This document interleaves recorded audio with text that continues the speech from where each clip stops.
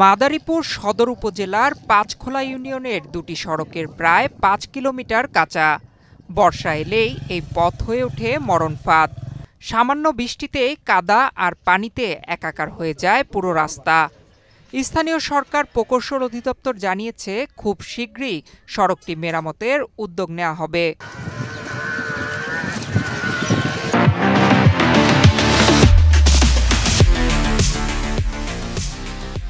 মাদারীপুর সদর উপজেলার পাঁচখোলা ইউনিয়নের ৫টি গ্রামের প্রায় ১০,০০০ মানুষের যোগাযোগের একমাত্র পথ এটি। পাঁচখোলা গ্রামের বারৈবাড়ি থেকে পূর্বকান্দি পর্যন্ত এবং জাজিরা পর্যন্ত সড়কটি বছরের পর বছর ধরে বেহাল দশা।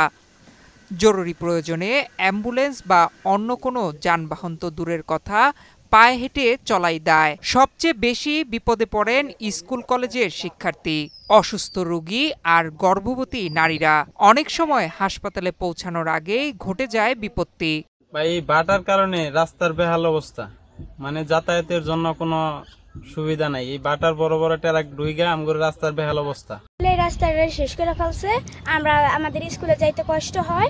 এখন সরকারের দ্বারা আমাদের একটাই আবেদন, আমাদের রাস্তাটা যেন ঠিক করে দেয়। আমাকে চলতে ফিরতে কষ্ট হয়, বাচ্চারা স্কুলে যাইতে কষ্ট হয়, গাড়ি ঘোড়া চলতারে না, মোরা চলতারি না। এই রাস্তার জন্য আমরা গ্রামে প্রায় ১০,০০০ লোক বসবাস করি। যদি একটা রোগী অসুস্থ হয়ে যায়, আমরা তাড়াতাড়ি হসপিটালে নিতে পারি না, অনেক ভোগা লাগে। রাস্তাটি দিয়ে প্রতিদিন চলাচল করে স্থানীয় কয়েকটি ইটভাটার ভারী গাড়ি, যার ফলে রাস্তার অবস্থা আরও ভয়াবহ হয়ে উঠেছে। রাস্তার বিভিন্ন অংশে তৈরি হয়েছে গভীর খানাখন্দ।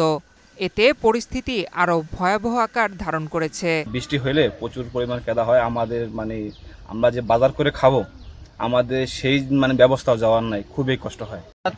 রাস্তার পরিস্থিতি অনেক খারাপ, রাস্তাঘাট ভেঙে গেছে, অটোমেটো উল্টাই পড়ে, মানুষ যাতায়াত করতে না, স্কুলে ছাত্রছাত্রী যায়, সমস্যা পরে বিভিন্ন সমস্যা, যে ট্রাক যায়, টলি যায়। এই রাস্তার সমস্যা হলো আমার মাল সামান লইয়া আইতে পারি না, আর রাস্তা বিভিন্ন বৃষ্টি বদল হলে মানুষ গাড়িয়ে যায়, রাস্তা কেদা হয়। তবে স্থানীয় সরকার প্রকৌশল অধিদপ্তর এলজিইডি বলছে, বরাদ্দের অভাবে কাজ শুরু করা যাচ্ছে না।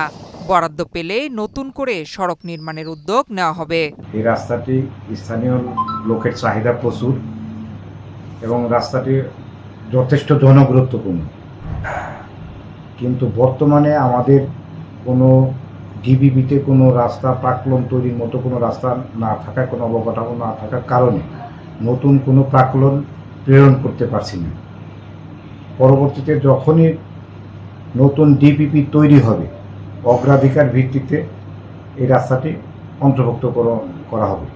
দ্রুতই সড়কটি নির্মাণের উদ্যোগ গ্রহণের দাবি জানিয়েছেন পাঁচখোলা ইউনিয়নের ১০,০০০ মানুষ। নয়ন বিশ্বাস, বাংলাদেশ প্রতিদিন।